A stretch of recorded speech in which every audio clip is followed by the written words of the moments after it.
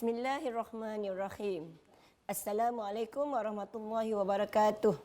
Bertemu kita semula dalam slot tuition online Perlis Mengaji untuk mata pelajaran Sejarah SPM.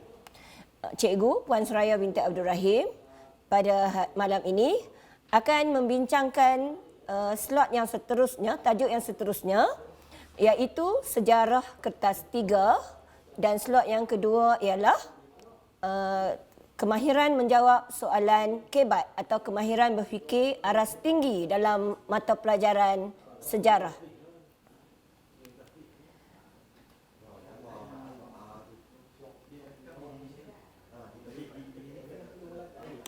Okey. Pelajar semua mengetahui bahawa sejarah mempunyai 3 kertas yang perlu pelajar hadapi, iaitu sejarah kertas 1, sejarah kertas 2 dan sejarah kertas 3. Sejarah kertas 3 ialah kertas yang kita panggil sebagai open book test, ataupun boleh sambil menjawab sambil merujuk kepada bahan rujukan. Dan pelajar boleh rujuk sebarang jenis bahan bercetak atau bertulis untuk menjawab soalan kertas 3. Sama ada buku teks, buku rujukan, nota ataupun bahan internet yang telah pelajar cetak boleh dibawa masuk ke dalam Dewan Peperiksaan. Okay. Jadi sebarang bahan bercetak boleh dibawa masuk ke dalam Dewan Peperiksaan. Dan di dalam soalan kertas 3 ni ada 2 tema. Kita panggil sebagai tema umum dan tema spesifik. Markah penuh bagi sejarah kertas 3 ialah 100 markah. Tetapi dijadikan wajarannya sebagai 20% daripada markah keseluruhan peperiksaan SPM. Jadi banyak jugalah markah 20% ni. Jadi inilah peluang pelajar untuk mengumpul markah sebanyak mungkin. Daripada kertas 3 lah pelajar boleh kumpulkan markah. Okey. Kita tengok tema umum dahulu. Apakah tema umum? Tema umum ialah soalan yang akan sampai kepada pelajar 6 minggu sebelum peperiksaan sebenar.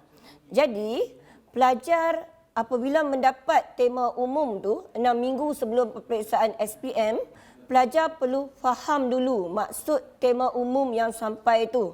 Dan pelajar mesti tahu tema umum tu bab berapa daripada buku teks, dan pelajar perlu ulang kaji bab tersebut iaitu faham bab tersebut. Kemudian setelah pelajar faham kehendak soalan tema umum ni, pelajar perlulah mencari bahan yang berkaitan soalan. Contohnya buku teks, buku rujukan, bahan internet ataupun majalah. Dan pelajar juga perlu buat andaian soalan kebat yang berkaitan dengan soalan atau tema umum tersebut. Dan pelajar perlu mencari jawapan soalan kebat. Sediakan jawapan kebat yang berkaitan dengan soalan. Setelah pelajar mengumpul semua bahan-bahan tu, pelajar perlu menyimpan bahan tersebut dengan baik untuk dibawa masuk ke dalam Dewan Peperiksaan. Okey, ini adalah contoh soalan tema umum. Ini soalan SPM 2019. Pembinaan negara dan bangsa ke arah kemunculan negara Malaysia berdaulat. Tema umumnya ialah pembinaan negara dan bangsa amat penting bagi sebuah negara yang berbilang kaum dan agama seperti Malaysia. Kejayaan pembinaan negara dan bangsa Malaysia memerlukan semangat patriotisme yang tinggi dan penyertaan menyeluruh daripada setiap anggota masyarakat supaya proses pembinaan negara menjadi lebih kukuh. Okey, ini adalah contoh soalan tema umum, soalan SPM 2019. Okey, jadi pelajar perlu fahamlah soalan ni daripada kena tahu. Soalan ni daripada bab berapa? Kalau kita baca pembinaan negara dan bangsa ke arah kemunculan negara Malaysia berdaulat. Jadi Baru kita tahu kata ini adalah soalan bab 3 tingkatan 5. Jadi pelajar perlulah ambil buku teks serta 5 tu, buka bab 3 dan boleh buat andaian. Apakah soalan yang boleh keluar daripada nanti pada hari peperiksaan daripada tema umum. Okey. Tema spesifik. Tema spesifik ialah kertas peperiksaan yang akan diterima pada hari peperiksaan. Selalunya tema spesifik ini soalannya terdapat di antara 8 hingga 10 pecahan soalan. Dan selalunya soalan nombor 1 hingga 4 ialah soalan fakta. Maksudnya jawapannya pelajar boleh cari dalam buku teks. Dan selalunya soalan nombor 5 hingga 8 atau 9 atau 10 ialah soalan kebat. Yang ni yang pelajar perlu buat andaian tu. Apa andaian soalan kebatnya dan apakah jawapannya. Pelajar perlu cari jawapan untuk soalan kebat ni.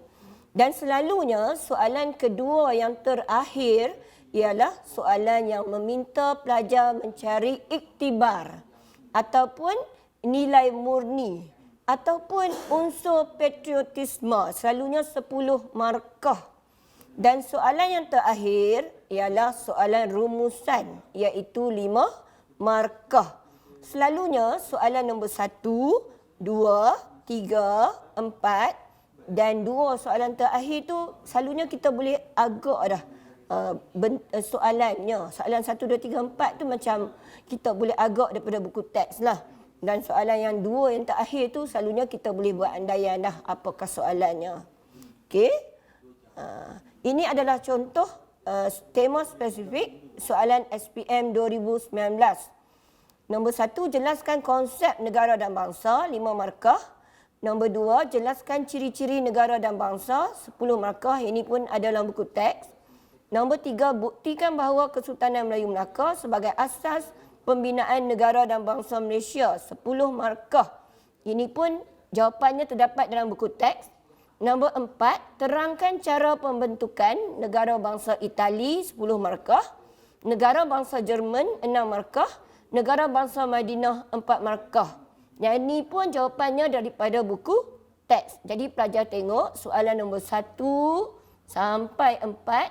Jawapannya kita boleh perolehi daripada buku teks yang membawa sebanyak 45 markah. Yang ini dah boleh dapat dah daripada buku teks. Dan soalan nombor 5 ialah soalan kebat. Bagaimanakah negara dan bangsa Malaysia dibentuk? 10 markah. Nombor 6, pembinaan negara dan bangsa penting bagi Malaysia. Beri hujah anda. Yang ini dia nak kepentingan pembinaan negara dan bangsa, 10 markah. Soalan kebat. Soalan nombor 7, keupayaan membina negara dan bangsa bergantung kepada perkongsian nilai serta semangat patriotisme. Bincangkan pernyataan tersebut. Yang ini pun 10 markah. Jadi dia minta pelajar bincangkan. Kita ni berupaya membina negara dan bangsa bergantung kepada perkongsian nilai serta semangat patriotisme. Apa kehendak soalan ni? Kehendak soalan ni dia perlukan kepentingan perkongsian nilai dan semangat patriotisme dalam membina negara bangsa. Apakah kepentingan berkongsi nilai dan berkongsi semangat patriotisme di kalangan penduduk? Dia nak kepentingan dia. Okey, dan soalan nombor 8, beri cadangan anda untuk mengekalkan dan memantapkan semangat patriotisme dalam kalangan rakyat Malaysia, 10 markah. Ini soalan kebat juga nah. Jadi soalan ni, kehendak soalannya ialah dia nakkan cadangan untuk memantapkan semangat patriotisme di kalangan rakyat Malaysia. Patriotisme ni semangat cinta kepada negara. Dan soalan nombor 9, iktibar yang boleh diambil daripada tugasan ini. Kepelbagaian merupakan keunikan serta kekuatan negara dan bangsa Malaysia. huraikan pernyataan tersebut. Yang ni pun soalan iktibar 10 markah. Jadi apakah kehendak soalan ni? Dia perlukan apa? Pelajar perlu nyatakan apakah pengajaran yang pelajar dapat iktibar daripada kepelbagaian merupakan keunikan serta kekuatan negara. Dia perlu jawapannya dia perlukan pengajaran daripada tajuk pembinaan negara bangsa. Dan soalan yang ke-10, buat rumusan terhadap pembinaan negara dan bangsa Malaysia 5 markah. Jadi kehendak soalan ni dia nakkan rumusan. Okey, pelajar buat satu rumusan. Selalunya kalau rumusan kita masukkan pengetahuan yang saya perolehi daripada tajuk yang dibincangkan, kita bagi dua untuk 2 markah. Kemudian kita bagi apakah nilai-nilai yang kita perolehi daripada tajuk pembinaan negara bangsa. Dan yang terakhir, harapan saya untuk masa depan negara dan bangsa Malaysia yang gemilang dan cemerlang. Contohnya, pelajar boleh buat rumusan seperti itu. Okey? Jadi langkah yang perlu dilakukan murid semasa peperiksaan, apabila mendapat soalan tema spesifik ni pada hari peperiksaan, pelajar perlulah memahami kehendak soalan. Setiap soalan tu pelajar perlu faham. Pelajar baca garis dan faham kehendak soalan. Dan selepas faham kehendak soalan tu, pelajar perlu melihat markah pecahan setiap soalan. Kalau dia nak 10 markah, kita boleh kita nak bagi setakat berapa isi dan huraian dia. Dan membahagikan masa dengan bijak. Okey, bahagikan masa dengan bijak. Masa yang pelajar diberikan adalah 3 jam untuk menjawab soalan kertas 3. Ada pelajar kata 3 jam tu lamanya. Tapi sebenarnya 3 jam tu adalah masa yang sangat singkat untuk kertas 3. Jadi pelajar tidak boleh membuang masa semasa menjawab soalan kertas 3-nya. Terutamanya katalah soalan nombor 2 tiba-tiba pelajar tak faham, tak boleh nak tulis jawapan dia. Pelajar tak boleh buang masa di situ. Sepatutnya pelajar beralih kepada soalan yang seterusnya. Jawab dahulu soalan yang pelajar boleh jawab dahulu. Kemudian bila dah habis jawab semua, barulah pusing balik pada soalan yang pelajar tak faham tersebut. Kita takut nanti pelajar tidak cukup masa untuk menjawab soalan kertas 3. Jikalau tiba-tiba tiada jawapan dalam bahan yang pelajar bawa masuk dalam dewan peperiksaan kan, terutamanya soalan kebat, jadi pelajar berilah idea atau jawapan pelajar sendiri. Jangan jadi kelang kabut, cari dalam bahan tak jumpa. Pelajar boleh bagi idea pelajar sendiri. Dan tulis nombor soalan. Ini taktikal lah. Dan mulakan soalan baru pada muka surat yang baru. Okey. Kelemahan calon kertas 3. Apakah kelemahan yang kita perolehi selepas berlaku proses pemeriksaan? Yang pertama, pelajar tidak mempunyai bahan yang sesuai dan tepat. Soalan tanya perkara lain, pelajar bawa bahan yang lain masuk dalam dewan peperiksaan. Jadi pelajar mesti semak, pastikan bahan yang pelajar dapat tu memang betul dan tepat menepati tema umum. Okey? Yang kedua, jawapan tersasar dari kehendak soalan, iaitu pelajar tak faham kehendak soalan, iaitu tanya lain, pelajar bagi jawapan yang lain. Yang ketiga, tulis jawapan terlalu melebihi kehendak markah. Contohnya, jawapan tu nak 10 markah sahaja. Tiba-tiba pelajar dia dapat bahan begitu banyak bahan yang dia dapat. Dia salin sampai 5-6 muka surat. Dia buang masa dah kat situ. Jadi jangan merugikan masa pelajar. Betul-betul kontrol masa pelajar semasa menjawab kertas 3. Tidak tulis nombor soalan. Ini akan menyusahkan pemeriksa lah. Apabila pelajar tidak tulis nombor soalan. Tidak tahu menjawab soalan rumusan. Tak masukkan pengetahuan, iktibar dan harapan. Seperti yang cikgu terangkan tadilah. Tidak jawab dalam bentuk esei atau karangan. Buat tanda dash dash dash, letak nombor, yang tu tak dibenarkan dalam menjawab soalan kertas 3. Dia sama syarat seperti menjawab soalan esei kertas 2. Kemudian pelajar perlu kuasai kosakata seperti perkataan sejahtera, makmur, negara maju dan juga perkataan seperti kedaulatan. Ini kosakata lah. Pembacaan bahan ilmiah yang kurang, ini akan menyebabkan pelajar lemah dalam menjawab soalan kebat.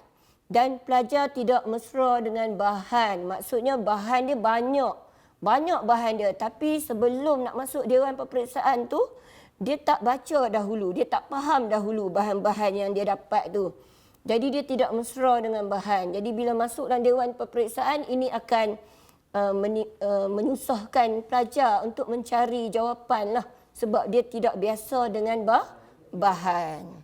Okey, itulah mengenai kertas 3.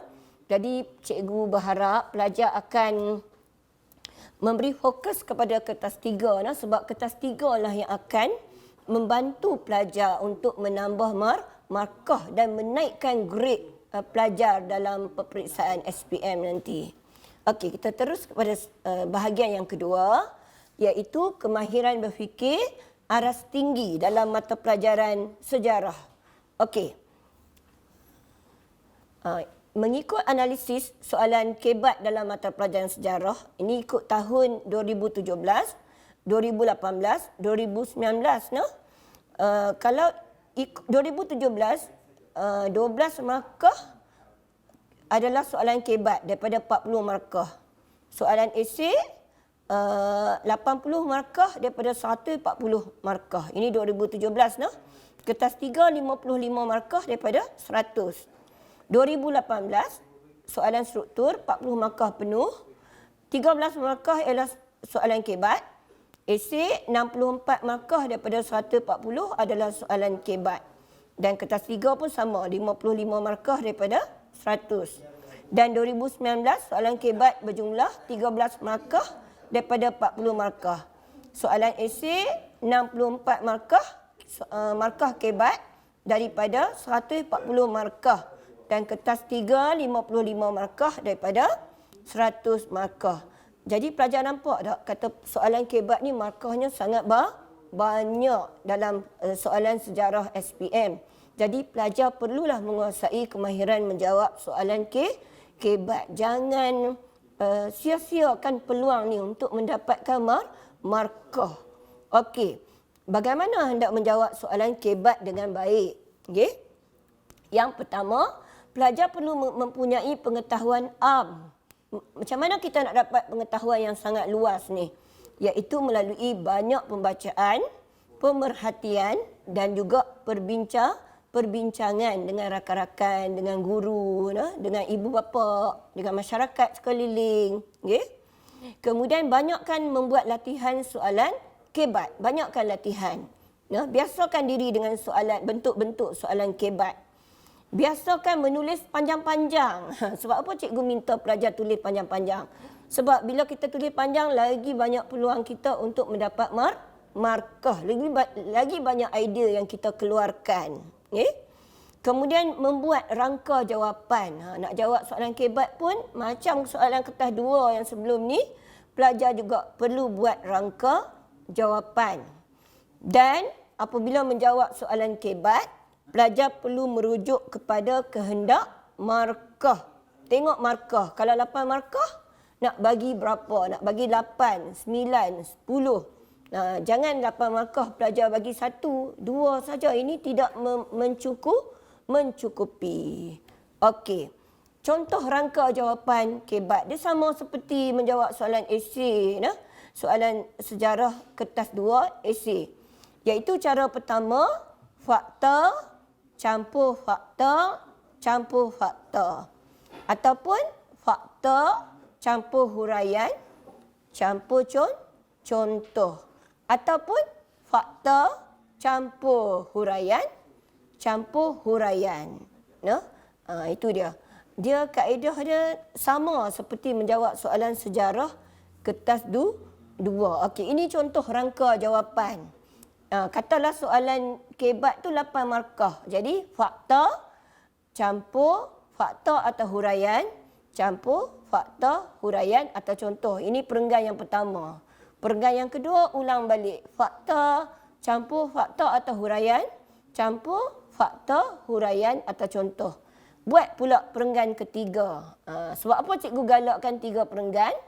Sebab satu perenggan ni kita cadangkan pelajar bagi 3 jawapan. Jadi 3 kali 3 pelajar dapat 9 markah dah.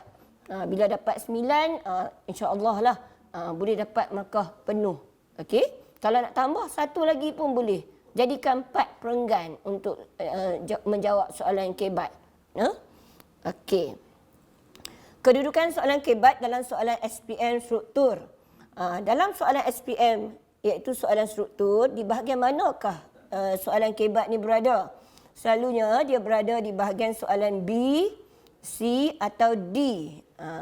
Selalunya kebat struktur markahnya ialah 4 hingga 8 markah dalam satu soalan. Dalam satu soalan. Satu set soalan. Nah, contoh soalan kebat SPM 2019. Ini soalan struktur. Nah. Mengapakah Islam diterima secara berterusan oleh dunia Melayu pada abad ke-15 dan abad ke-16? Apa kehendak soalan dia? Dia nak sebab Islam diterima secara berterusan. Sebab apa Islam diterima? Jadi, ini cadangan contoh jawapan dia. Islam diterima secara berterusan kerana peranan kerajaan Islam Melaka. Okey, 1 markah. Menyebarkan Islam, 1 markah. Selain itu, perluasan kuasa, 1 markah, menyebabkan wilayah pengaruh menerima Islam. Jadi wilayah pengaruh menerima Islam. Jadi pelajar ni dia bagi 4. Kehendak markah ialah 3, dia bagi 4. Jadi baguslah melebihi kehendak markah. Jadi pelajar kena faham soalan kebat, no? Baru boleh jawab, memberikan jawapan yang baiklah. Okey, contoh soalan SPM 2019 2C, soalan struktur. Bagaimanakah gaya hidup masyarakat Melayu selepas kedatangan Islam? Ini kehendak jawapannya dia nak apa? Kehendak soalannya dia nakkan apakah cara hidup masyarakat Melayu selepas kedatangan Islam? Apa yang terjadi kepada orang Melayu lepas kedatangan Islam? Mungkin cara berpakaian sudah berubah, memakai tudung, no? Kemudian mungkin cara hidupnya kalau dulu mengamalkan amalan biasa yang diamalkan berjudi, minum arak, tapi lepas kedatangan agama Islam masyarakat Melayu sudah berubah gaya hidupnya, tidak mengamalkan lagi dah gaya hidup tersebut. Okey, ini contoh. Jadi kita boleh bagi apa saja jawapan yang kita bertepatan dengan soalan. Contoh jawapan, gaya hidup masyarakat Melayu ialah menerima akidah baharu, dan meninggalkan kepercayaan lama, seperti animisme. Animisme pun dapat markah, contoh. Di samping itu mereka mengamalkan prinsip persamaan taraf dan menutup aurat. Jadi pelajar ni dia bagi 5 jawapan melebihi kehendak markah. Markah dia nak 4. Jadi calon boleh bagi lebih daripada 4 markah. Okey, kita tengok contoh soalan kebat dalam soalan SPM esei. Selalunya dalam soalan esei, soalan kebat ni terletak pada soalan B atau C. Tetapi selalunya di C. Selalunya kebat esei ni dia di antara 8 hingga 16 markah dalam satu soalan. Ada satu soalan esei tu kebat sampai 16 markah per 20. Maksudnya fakta cuma perlu 4 markah saja. 16 markah lagi ialah soalan kebat. Contoh soalan SPM 2019. Soalan 5C. Huraikan impak kesan hijrah Nabi Muhammad SAW terhadap tamadun dunia. Gunakan pengetahuan sejarah dan pengetahuan anda. Cuba pelajar tengok 8 markah. Jadi pelajar perlu bagi kesan hijrah Nabi Muhammad terhadap tamadun dunia. 8 markah atau lebih. 8 isi atau lebih. Okey, cuba lihat contoh jawapan. Dengan berlakunya hijrah, negara Islam pertama dibuka. Okey, negara Islam pertama dibuka, 1 markah. Hal ini demikian supaya agama Islam dapat menjadi lebih kukuh dan dapat disebar kepada negara lain, dapat disebar. Contohnya Parsi dan Turki. Parsi dan Turki adalah contoh. Oleh itu, agama Islam dapat ditegakkan. Dalam satu perenggan ni saja, pelajar ni boleh bagi 5 markah dah dalam satu perenggan. Selain itu, umat Islam tidak perlu berasa takut dengan ancaman negara. Tidak perlu berasa takut. Okey. Tidak perlu berasa takut dengan ancaman negara yang ingin menghapuskan Islam. Pelajar ni dapat tambah 1 markah lagi. Jadi 2 perenggan, dia dapat 6 markah. Seterusnya, tambahan pula peristiwa hijrah membawa kepada pembukaan semula kota Mekah. Okey, pembukaan semula kota Mekah. Nabi Muhammad dan umat Islam ke Mekah dan Madinah untuk mengerjakan umrah. Dan ia membawa kepada perjanjian Hudaibiyah. Okey, jadi calon ni dapat bagi lagi 3 markah. Ini adalah kesan hijrah kepada tamadun dunia, iaitu pembukaan semula kota Mekah, mengerjakan umrah, perjanjian Hudaibiyah. Kesimpulannya, Nabi Muhammad dapat berdakwah dalam keadaan selamat. Tambah 1 markah lagi. Dalam kesimpulan pun, pelajar ni boleh dapat 1 markah lagi dia tambah. Jadi keseluruhannya, tadi 6 campur 3 campur 1. Jadi pelajar ni bagi 10 markah. Dia dapat 10. Tapi maksimal 8 markah. Jadi itulah dia contoh soalan kebat dalam soalan AC. Okey, seterusnya. Apakah bentuk soalan kebat sejarah? Sebenarnya dalam kebat ni, kemahiran berfikir aras tinggi ni, ada 4 aras pemikiran.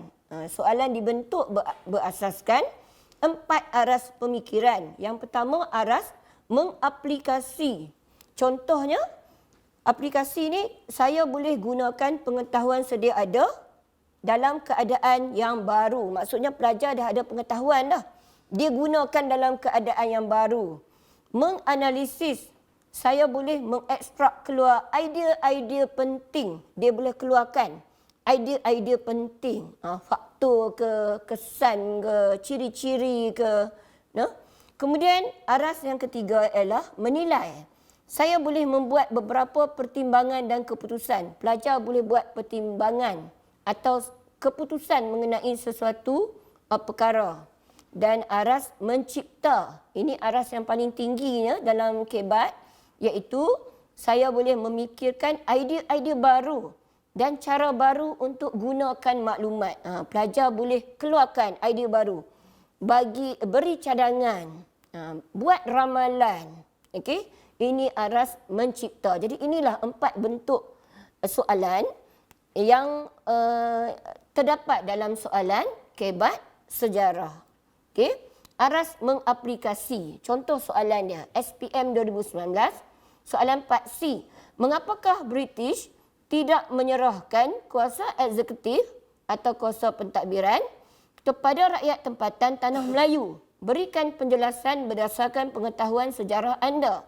Jadi kehendak soalan dia tanya sebab apa British tak serahkan kuasa pentadbiran kepada rakyat tempatan Tanah Melayu? Berdasarkan pengetahuan sejarah pelajar. Okey, sebab apa? Okey, cuba kita tengok cadangan jawapan. British tidak menyerahkan kuasa eksekutif kepada rakyat tempatan kerana British ingin memperkukuh cengkamannya. Sebab British nak perkukuh cengkaman dia. Dan menguasai pentadbiran di tanah Melayu. Sebab dia nak kuasai pentadbiran di tanah Melayu. Serta mengaut hasil bumi di tanah Melayu. Sebab dia nak kaut hasil bumi di tanah Melayu. British juga ingin mengawal perdagangan. Sebab dia nak kawal perdagangan. Dan meningkatkan pendapatannya. Sebab British nak meningkatkan pendapatan. Akhirnya, British ingin melambatkan proses kemerdekaan tanah Melayu. Jadi pelajar ni dia dah bagi berapa markah dah? Dapat berapa markah dah? Dia dapat 6 markah. Okey? Soalan tu minta 4 markah. Pelajar bagi lebih daripada 4 markah. Dia bagi 6. Okey. Aras menganalisis. Ini contoh soalannya. SPM 2019. 1D. Bandingkan sistem demokrasi yang diamalkan di Athens dengan sistem demokrasi yang diamalkan di negara dalam 1C. 1C ni soalan sebelum ni. Mungkin pelajar tulis Malaysia, Indonesia. Jadi contoh jawapannya, sistem demokrasi di Athens ialah melibatkan lelaki sahaja. Ni dia kata yang Athens, lelaki sahaja. Manakala sistem demokrasi di negara 1C melibatkan lelaki dan perempuan. Selain itu, sistem demokrasi Athens ialah melibatkan penyertaan langsung warga negara lelaki. Manakala sistem demokrasi di negara 1C, wakil dipilih melalui pilihan raya. Jadi, cuba pelajar tengok. Dia suruh banding sistem demokrasi di Athens dengan yang demokrasi yang diamalkan di negara pada zaman sekarang. Jadi kita boleh tengok pelajar ini dapat memberikan perbandingan. Kalau Athens, lelaki saja terlibat dalam pentadbiran. Kalau di negara 1C pada zaman sekarang ni, lelaki dan perempuan terlibat dalam pentadbiran. Okey, jadi inilah contoh soalan aras analisis. Aras menilai. SPM 2017, soalan 9C. Terdapat parti politik yang mencadangkan agar Indonesia dan Filipina turut serta dalam Persekutuan Malaysia. Wajarkah cadangan tersebut? Beri alasan anda. 8 markah. Jadi soalan dia nak wajar ke tak wajar Indonesia dengan Filipina masuk sekali menyertai Malaysia. Pelajar boleh jawab wajar. Pelajar boleh jawab tidak wajar. Tapi pelajar mesti beri alasan mengikut jawapan yang pelajar beri. Okey, contoh. Cikgu bagi contoh jawapan. Wajar. Kerana wajar dia dapat 1 markah. Kerana Indonesia merupakan sebahagian Kepulauan Melayu dan pernah bergabung dalam Empayar Melaka. Selain itu, Indonesia, Filipina dan Malaysia merupakan satu rumpun bangsa yang sama dan mempunyai hubungan persaudaraan. Seterusnya, gabungan ini akan dapat memajukan ekonomi negara Malaysia dan kita dapat berkongsi kekayaan negara dan menyediakan pasaran barangan yang sangat luas dengan jumlah penduduk yang ramai. Cuba lihat calon ni dapat bagi berapa markah?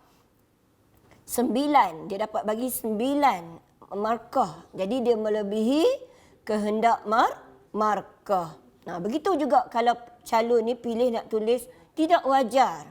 Kalau tidak wajar mungkin ini akan menyebabkan berlakunya pertambahan penduduk yang akan menyebabkan masalah peluang pekerjaan yang tidak mencukupi. Mungkin juga akan berlaku masalah jenayah yang lebih berat lagi yang melibatkan penduduk-penduduk dari negara luar. Okey, pelajar boleh bagi jawapan seperti itu. Ini soalan kebat aras menilai. Pelajar boleh bagi idea sendiri. Ya. Aras mencipta. Soalan SPM 2017. Bagaimanakah PBB, Pertubuhan Bangsa-Bangsa Bersatu, harus bertindak untuk menamatkan peperangan tersebut, iaitu perang di Iraq dan Syria? 8 markah. Jadi apakah kehendak soalan dia?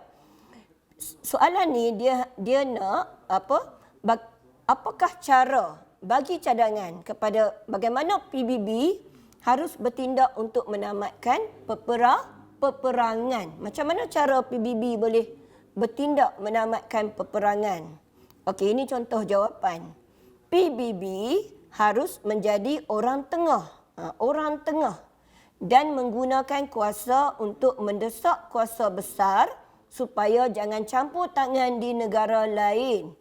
Desak kuasa besar, jangan campur tangan. Selain itu, PBB boleh mendesak negara-negara kuasa besar seperti Amerika Syarikat dan Britain mengelakkan penjualan senjata. Elakkan penjualan senjata kepada kedua-dua pihak supaya gencatan senjata dapat diadakan. Gencatan senjata. Seterusnya, PBB boleh membawa pihak yang bertelagah ke meja rundingan. Jadi setakat ni calon ni dapat 5 markah. 1, 2, 3, 4, 5. Kemudian di samping itu PBB menggalakkan kerajaan Syria wujudkan penyelesaian berkesan. Wujudkan penyelesaian berkesan 1 markah dengan mengadakan formula perkongsian kuasa. Perkongsian kuasa untuk menstabilkan sistem pemerintahan. Menstabilkan sistem pemerintahan. Jadi tadi pelajar tadi dapat 5 campur 3, jadi pelajar ni dapat 8 markah. Okey. Jadi pelajar-pelajar tengok no? Semua soalan tadi ikut aras tadi semuanya memerlukan idea. Idea daripada pelajar sendiri dan boleh masukkan pengetahuan. Pengetahuan pelajar, masukkan idea sendiri. Tapi yang pentingnya kebat ni, pelajar perlu faham apa maksud soalan tu. Bila kita faham maksud soalan, memang tidak akan ada masalah lah untuk menjawab soalan kebat. Ya? Jadi, soalan kebat ni dia perlukan banyak latihan. Perlu banyakkan latihan. Kalau pelajar biasa buat soalan kebat ni, idea tu nanti pada hari peperiksaan dia akan datang sendirilah. No, idea tu akan datang.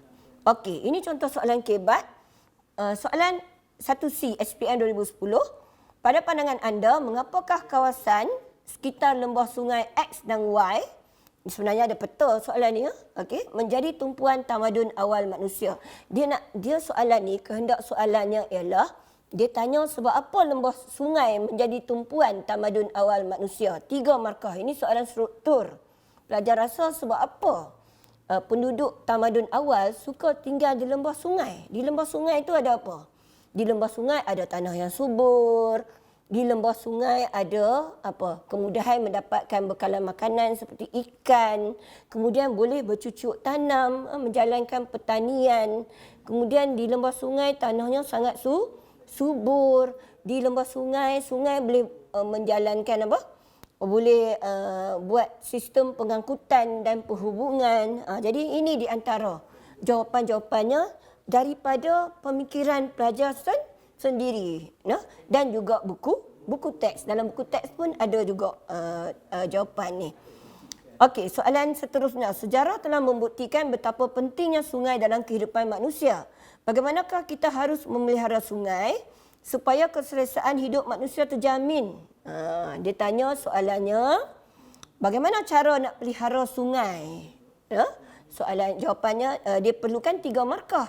Jadi apakah cara nak pelihara sungai? Okey, mungkin mengadakan kempen membersihkan sungai, mengadakan kempen kesedaran tentang pentingnya menjaga kebersihan sungai. Kemudian kerajaan mengenakan denda yang berat, hukuman yang berat terhadap sesiapa yang membuang sisa-sisa ke dalam sungai. Jadi kena ada idea untuk menjawab soalan kebat ni. Kalau 3 markah, bagilah lebih. Bagi 4, 5 jawapan pelajar. Okey. Pada pandangan anda, mengapakah kita perlu mempertahankan negara kita daripada penjajahan? Yang ini dia tanya, sebab kita perlu pertahankan negara kita daripada penjajahan. Sebab apa? 6 markah. Ini mungkin soalan esei lah. Sebab apa kita perlu pertahankan negara kita daripada penjajahan? Supaya apa? Supaya penduduk negara kita akan hidup aman damai, supaya kita dapat mentadbir negara kita sendiri, supaya kita dapat mengekalkan keamanan negara kita, supaya tidak berlaku penindasan terhadap penduduk negara kita, supaya hasil keluaran bahan mentah negara kita tidak diambil oleh negara luar. Itu dia di antara jawapannya. No? Jadi pelajar perlukan pengetahuan pelajar. No? Dan juga faham soalan. Sebagai warga negara Malaysia yang cintakan negara, jelaskan persiapan yang anda mesti lakukan untuk mempertahankan negara kita daripada sebarang bentuk penjajahan pada masa hadapan. Apakah kehendak soalan ni? Jadi dia nakkan persiapan yang anda mesti lakukan untuk pertahankan negara. Mungkin menambahkan lagi bilangan anggota tentera ataupun membeli peralatan senjata yang lebih moden, ataupun menambahkan lagi ilmu pertahanan kepada penduduk negara kita, ataupun membina lebih banyak institusi pengajian tinggi yang berkaitan dengan pertahanan negara, seperti universiti-universiti yang wujud sekarang ni yang mengadakan program seperti untuk yang ada membekalkan tentera-tentera muda kepada negara kita. Okey, kemudian nyatakan 3 kesan sekiranya masyarakat Malaysia mengamalkan amalan jahiliah. Soalan ni kehendak dia nak 3 kesan. Dia nak kesan sekiranya masyarakat Malaysia mengamalkan amalan jahiliah. Jadi pelajar kena tahu dulu jahiliah tu macam mana. Amalannya seperti merompak, orang kaya menindas orang miskin, berzina, berjudi. Jadi apa kesannya sekiranya masyarakat Malaysia mengamalkan amalan jahiliah? Kesannya apa? Mungkin kesannya negara kita akan menjadi mundur. Negara kita akan dipandang rendah oleh negara luar. Itu di antara jawapan dia.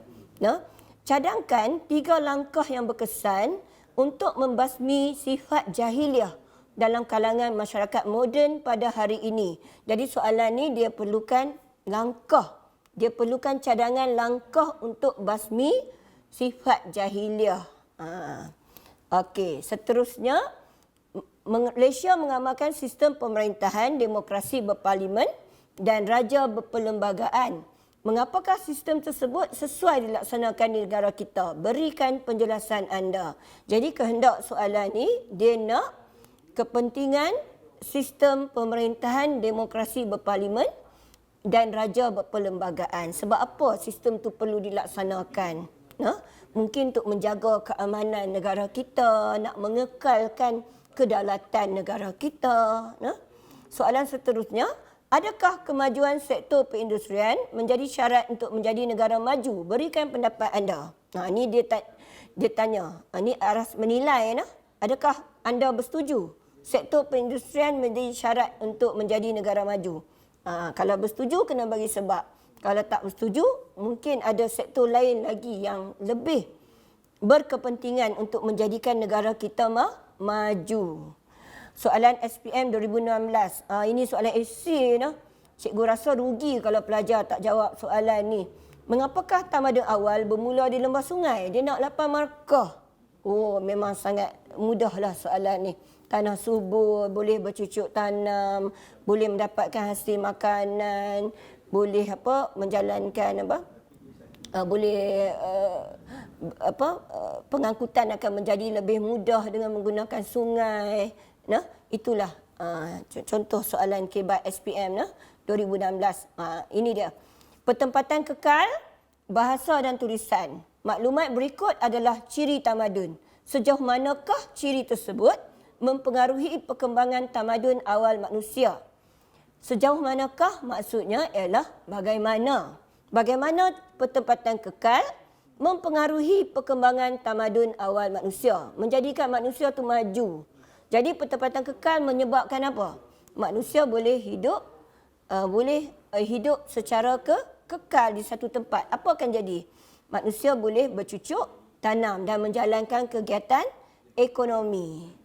Jadi kesannya masyarakat tu akan maju. Samalah seperti bahasa dan tulisan.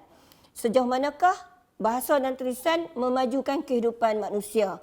Contohnya bahasa dan tulisan dapat menyebarkan ilmu pengetahuan. Masyarakat dapat bertukar-tukar teknologi.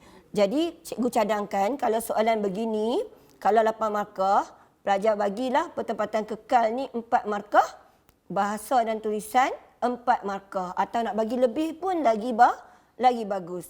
Sama juga soalan SPM 2016. Sejauh manakah semangat nasionalisme mempengaruhi kemajuan sesebuah negara? Jadi maksud soalan ni ialah bagaimana semangat cinta pada negara ni dapat memajukan sesebuah negara. Jadi soalan dia 2 lapis. Dia berpusing sikit lah. Dia macam kebat yang 2 lapis. Okey. SPM 2017, bezakan sistem pemerintahan beraja pada zaman Kesultanan Melayu Melaka dengan sistem pemerintahan beraja yang diamalkan di Malaysia masa kini. Ini 4 markah. Dia suruh bezakan. Amalan jahiliah, merompak, membunuh bayi perempuan, penindasan orang kaya terhadap orang miskin, boleh menjejaskan keharmonian hidup masyarakat. Huraikan pernyataan tersebut, 8 markah. Soalan ni dia memerlukan pelajar memberi kesan. Apa kesan jahiliah terhadap keharmonian hidup masyarakat? Terutamanya merompak, bunuh bayi perempuan dan penindasan orang kaya terhadap orang miskin. Soalan SPM 2017, kecemerlangan ilmu pengetahuan merupakan asas kemajuan sesuatu bangsa. Buktikan kebenaran pernyataan tersebut. Jadi soalan ni sebenarnya dia nak apa? Dia nak kepentingan ilmu pengetahuan. Bagaimana ilmu pengetahuan dapat majukan bangsa. Tengok ayatnya macam susah nak faham ni kan. Tapi sebenarnya dia nak kepentingan ilmu pengetahuan. Okey. Mengapakah perpaduan negara difokuskan dalam pernyataan razak? Kalau tengok soalan ni, sebenarnya pada slot sebelum ni kita dah bincang dah. Apakah kepentingan perpaduan? Mungkin pelajar dia terperangkap dengan pernyataan razak lah.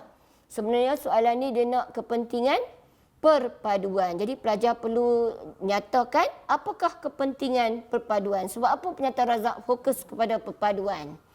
Okey. Ada soalan kebat, dia ada rumus stimulus atau gambar. Ramalkan keadaan dunia sekiranya senjata di atas digunakan dalam peperangan. Dia suruh ramal. Ini soalan tahun 2015. Dia bagi gambar alat peperangan, senjata peperangan ni. Dia suruh ramal. Pelajar ramal. Apakah keadaan yang akan berlaku sekiranya senjata ini digunakan dalam peperangan? Jadi negara akan mungkin pelajar akan jawab negara akan menjadi tidak aman, peperangan akan berlaku, banyak nyawa akan terkorban. Tapi ada juga pelajar yang memberi jawapan negara akan menjadi aman kerana pertahanan negara menjadi lebih kuat. Itu terpulang kepada pelajar lah. Sama ada dia nak jawab secara positif atau negatif. Soalan ni berdasarkan peta ni, mengapakah kawasan tersebut menjadi sasaran peluasan kuasa Yunani? Pelajar tengok ni macam ini adalah soalan kebat. Sebenarnya soalan ni dia perlukan sebab apa peluasan kuasa berlaku di kawasan ni? Sebab apa? Mungkin mempunyai tanah yang subur, kedudukannya strategik, sebab-sebab peluasan kuasa berlaku, ingin menyebarkan kebudayaan negara masing-masing. Okey. Kemudian ada soalan lirik lagu. Dia keluarkan lirik lagu hijrah. Soalan ini berkaitan dengan peristiwa hijrah. Ulaskan maksud lirik lagu tersebut. Ini soalan SPM 2015. Dia suruh ulas. Dan soalan tahun 2015 juga, dia keluarkan jadual. Teori manakah yang paling tepat dalam menghuraikan kedatangan Islam ke Asia Tenggara? Jadi pelajar perlu pilih teori manakah yang paling tepat dan beri sebab. Mungkin dia kata Islam mai dari Arab. Sebab negara kita banyak dipengaruhi oleh pengaruh budaya Arab. Contohnya apa? Amalan berkunjung, hormat menghormati tetamu. Ataupun amalan memakai cara berpakaian, berjubah itu menunjukkan Islam datang dari Arab. Okey. Dan soalan SPM 2017, terangkan faktor yang menyebabkan peperangan di atas berlaku. Gunakan pengetahuan sejarah dan pengetahuan anda. Kalau pelajar tengok ni, dia akan rasa, oh, perang di Iraq, perang di Syria. Dia akan terperangkap lah. Sebenarnya kehendak soalan ni, dia hendakkan apa? Faktor yang menyebabkan peperangan berlaku. Jadi pelajar perlu bagi sebab peperangan berlaku. Okey, sebab apa peperangan berlaku? Mungkin perselisihan faham, tidak ada persetujuan di antara satu sama lain, ingin menunjukkan kehebatan kuasa masing-masing. Nah, pelajar boleh bagi saja idea ni. Yang ini cuma macam satu gambar-gambar ni, perang di Iraq, perang di Syria ni cuma macam dia mengejutkan pelajar lah, sebab pelajar tengok, oh, tak belajar pun perang di Iraq, perang di Syria dalam sukatan pelajaran kan, tiba-tiba keluar dalam soalan SPM. Tapi sebenarnya kehendak soalan ni dia perlukan faktor yang menyebabkan peperangan berlaku. Jadi cikgu harap pelajar apabila menghadapi soalan kebat ni, pelajar perlu bertenang dan baca soalan, faham apa kehendak soalan dia. Jangan terperangkap dengan soalan kebat. Faham betul-betul kehendak soalan, tengok markah, senaraikan jawapan, buat rangka jawapan, kemudian barulah tulis jawapan dengan tenang. Jangan rasa terkejut dengan soalan kebat. Sebab kebat ni dia tidak, kita tidak boleh andaikan soalannya bagaimana yang akan keluar setiap tahun. Okey. Cikgu rasa setakat ini sahaja slot cikgu untuk kali ini. Cikgu harap pelajar semua faham apa yang cikgu berikan pada malam ini. Jadi habislah slot cikgu untuk teknik menjawab. Ada 4 slot. Slot pertama, kedua, ketiga dan keempat. Jadi cikgu harap semua pelajar akan kekal duduk di rumah, iaitu stay at home. Duduk di rumah. Okey. Hapus COVID-19. Thank you frontliners dan #Perlis Mengaji. Sekian, terima kasih.